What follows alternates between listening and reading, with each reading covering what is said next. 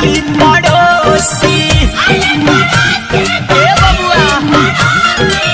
कहली भटार नइखे के रंग घोसी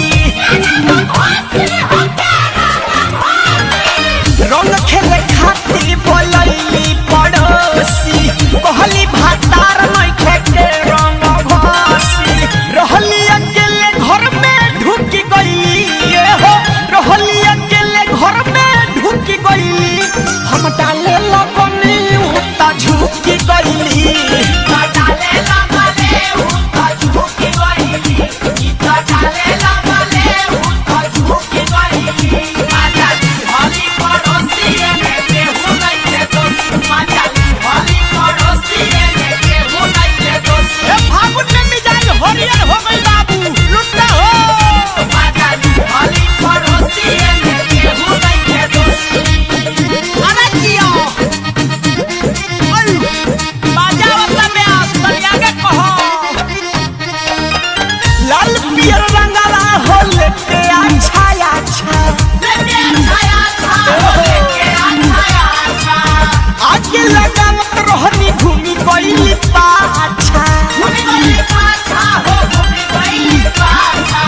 लाल पियर रंगवा हो लेके अच्छा अच्छा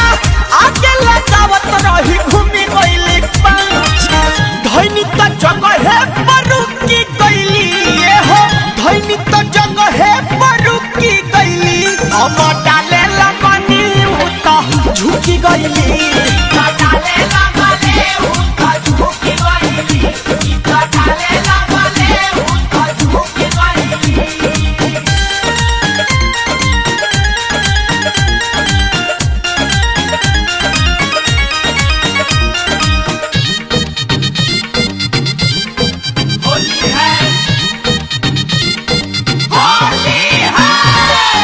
बुझाइल कि का होला फगुआ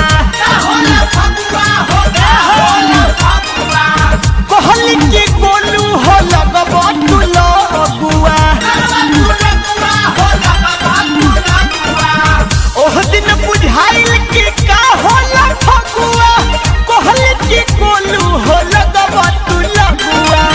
देखी बिशुनपुरी के चिहुक गईली ये हो देखी बिशुनपुरी के चिहुक गईली हम डाले लगनी उता झुक गईली